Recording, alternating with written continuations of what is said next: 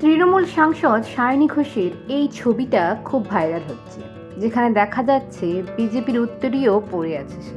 এটা থেকেই সবাই ধরে নিয়েছে সায়নী বিজেপিতে যোগদান করছে।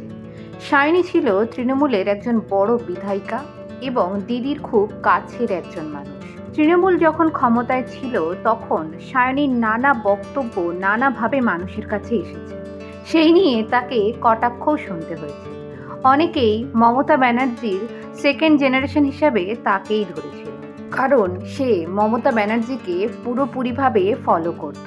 তার মতো ড্রেসআপ, তার মতো সাজগোজ অনেকটাই দেখতে লাগতো দিদিরই মতো।